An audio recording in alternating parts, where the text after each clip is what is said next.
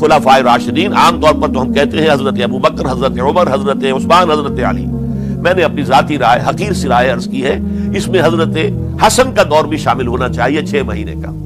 تب وہ 30 برس پورے ہوتے جو حدیث میں آیا ہے کہ خلافت جو ہے وہ 30 برس رہے گی، اس کے بعد ملوکیت شروع ہو جائے گی. تو ملوکیت کا پہلا قدم یہ تھا کہ حضرت معاویہ نے طاقت سے بزور خلافت حاصل کی. اس لیے ان کو خلیفہ راشد ہم نہیں کہتے. البتہ یہ ضرور ہے کہ ان کا دور بہت پرسکون دور تھا.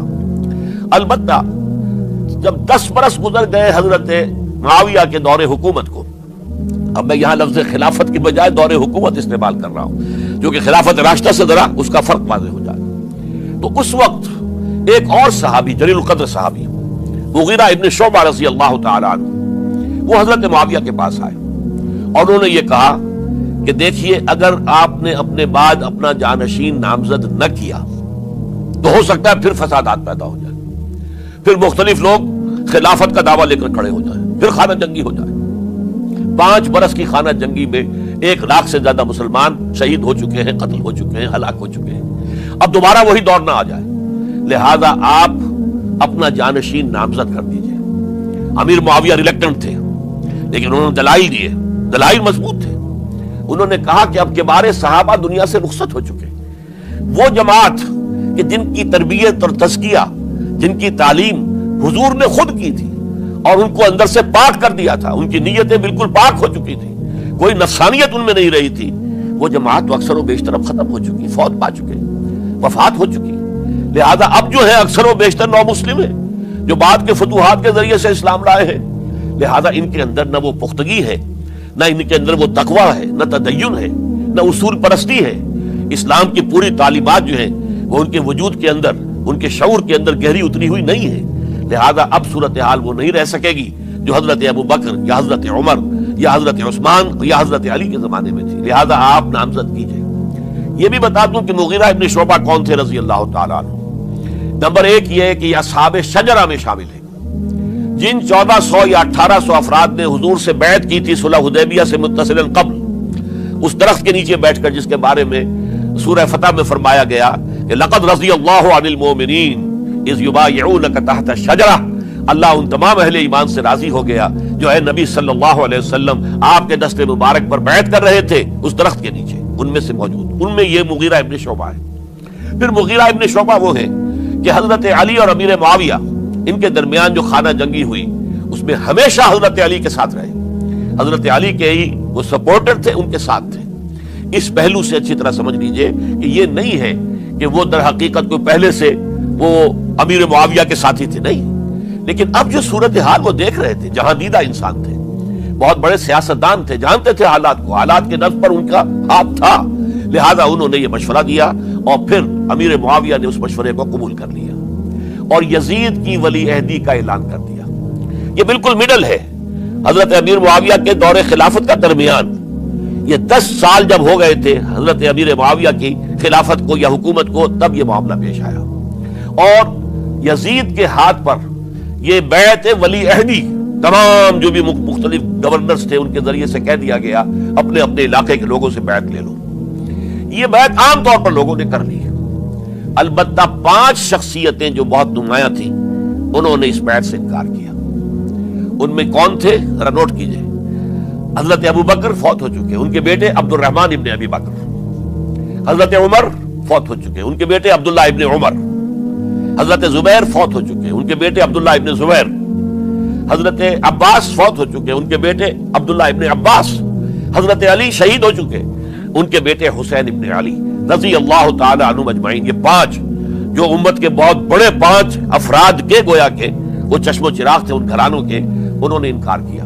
اور ان میں خاص طور پر عبد الرحمن ابن ابی بکر نے یہ جملہ کہا کہ تم چاہتے ہو کہ قیصر و کسریٰ کی سنت پر عمل کرو کہ باپ کے بعد بیٹا حاکم بن جائے. یعنی ایک قدم تو خلافت کا نظام پہلے ہی نیچے اتر چکا. مشاورت سے تو حضرت امیر معاویہ کا بھی جو نسب ہوا ہے وہ مشاورت سے نہیں ہوا. ایک درجے میں وہ جو اللہ تعالیٰ کے رسول نے عمارت بنائی تھی شاندار، اس خلافت کا جو سیاسی نظام تھا اس میں ایک تو کڑی آ چکی زوال کی کہ ایک شخص نے طاقت کے ذریعے سے خلافت حاصل کر لی. اب اس کی اگلی کڑی لانا چاہتے ہو کہ قیصر و کسریٰ کے طریقے سے خاندان کے اندر ایک قبیلے کے اندر یہ خلافت جو ہے، یہ حکومت جو ہے، نسل بعد نسل، باپ کے بعد بیٹا اور بیٹے کے بعد پوتا، اس کو ہم کبھی گوارا نہیں کریں گے۔ حضرت امیر معاویہ بہت دانشمند انسان تھے، انہوں نے ان پانچوں حضرات پر کوئی تشدد نہیں کیا، کوئی جبر نہیں کیا، بلکہ رہنے دیا، ٹھیک ہے یہ بیعت نہیں کر رہے، ابھی تو بیعت ولی عہدی ہے، کوئی حرج نہیں، لہذا کوئی جھگڑا، کوئی اس وجہ سے کوئی فساد، اس بنا پر کوئی جنگ نہیں ہوئی۔ 10 سال گزر گئے، یعنی 10 سال تک یزید ولی عہد رہا ہے، 10 سال تک، اور اس سوائے ان 5 بڑی شخصیتوں کے جو پوری امت تھی، عوام الناس تھے، ان سب نے اسے قبول کیا۔ یہ صورتحال اب جب پیدا ہوئی جب حضرت امیر معاویہ کا انتقال ہو گیا، یہ سن 60 ہجری ہے، اب سوال پیدا ہوا کہ وہ ولی عہدی کی بیعت اب بیعت خلافت میں منتقل ہو جائے گی، لہذا پھر یہ ہوا کہ سب لوگوں سے، سب گورنروں کو لکھ دیا گیا تمام صوبوں کے اندر کہ اپنے اپنے لوگوں سے بیعت لے لو۔ ظاہر بات ہے کہ وہاں کوئی ریفرنڈم نہیں ہوتا تھا، کوئی ووٹ نہیں ہوتے تھے کہ اس کی پرچیاں ڈالی جا رہی ہوں، ایک ایک شخص سے رائے لینا نہیں ہوتی تھی، بلکہ اس وقت کی جمہوریت یہ تھی اور شورائیت یہ تھی کہ ڈفرنٹ کلینز ہیں، ڈفرنٹ فیملیز ہیں، ڈفرنٹ ٹرائبز ہیں، ان کے سردار، ان کے بڑے لوگ، ان کے اہم لوگ بیعت کر لیں تو گویا کہ سب کی بیعت ہو گئی۔ وہ ایک قبائلی نظام تھا اور اس میں یہ نہیں تھا نظام کے ووٹ بنے ہوئے ہوں اور اس کی پرچیاں ڈالی جا رہی ہوں، تو تمام عالم اسلام نے گویا کہ بیعت قبول کر لی اب یزید کی بحیثیت خلیفہ۔ اب وہ جو 5 آدمی تھے ان میں سے ایک فوت ہو چکے تھے، حضرت عبد الرحمن ابن ابی بکر رضی اللہ تعالی عنہما، دونوں فوت ہو گئے، لیکن باقی 4 رہ گئے۔ ان 4 کو نوٹ کیجئے، یہ بڑا سینسٹیو ایشو ہے جس پر میں اب گفتگو کر رہا ہوں۔ ان 4 میں کون ہے؟ عبداللہ ابن عباس، عمر میں سب سے بڑے وہ ہیں، اور ان کی شان یہ ہے کہ انہیں حبر الامہ کہا گیا ہے، امت کے سب سے بڑے عالم، اور قرآن مجید کے وہ سب سے پہلے مفسر ہیں۔ اصل جو جتنی بھی تفسیری روایات ہمیں ملتی ہے حضرت عبداللہ ابن عباس کے شاگردوں سے، تابعین سے، لہذا ان کا بہت اونچا مقام ہے۔ حضرت عبداللہ ابن عمر، ان کا مقام بھی آپ کو معلوم ہے، حدیثوں کی کتنی بڑی تعداد ہے جو عبداللہ ابن عمر سے مروی ہے، اور اس کو سلسلۃ الذہب کی پہلی کڑی کہا جاتا ہے۔ روایت حدیث میں جو سرہنی زنجیر ہے اس کا آغاز حضرت عبداللہ ابن عمر ہے۔ ایک طرف یہ دونوں ہو گئے، ان دونوں کی رائے کیا ہوئی؟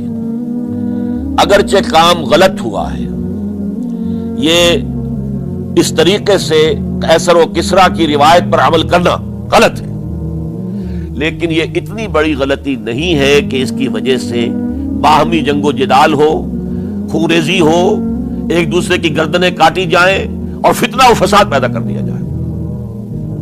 لہذا انہوں نے یزید کی بیعت کر لی۔ 2 حضرات رہ گئے، یہ نسبتاً نوجوان ہیں، ان دونوں کی پیدائش ہجرت کے بعد ہوئی ہے۔ ہجرت کے بعد پہلا بچہ جو مہاجرین میں پیدا ہوا ہے وہ عبداللہ ابن زبیر ہے، بلکہ کچھ عرصے تک مہاجرین میں جب کوئی پیدائش نہیں ہوئی تو وہ مکے مدینہ کے منافقین نے کہنا شروع کر دیا تھا کہ یہ یہاں کے کمزور ہو گئے، نامرد ہو گئے، ان کی اولاد اب چلے گی نہیں۔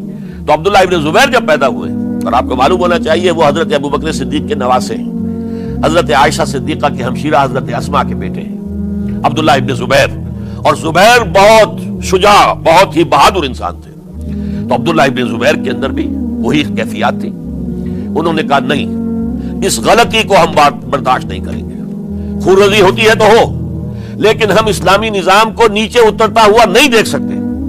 جیسے کبھی حضرت ابوبکر نے فرمایا تھا ایبدل الدین وانا حی، کیا دین میں ترمیم اور تنسیخ کر دی جائے گی، دین کو بدل دیا جائے گا، دین میں تحریف کر دی جائے گی، جبکہ میں ابھی زندہ ہوں، میں جیتے جی یہ نہیں ہونے دوں گا۔ حضرت عبداللہ ابن زبیر کی یہ رائے ہوئی، وی ہیو ٹو چیلنج، ہم مقابلہ کریں گے، ہم اسے پیسیولی قبول نہیں کریں گے۔ انہوں نے بیعت سے انکار کیا اور مدینہ چھوڑ کر مکے جا کر حرم کے اندر پناہ گزین ہو گئے۔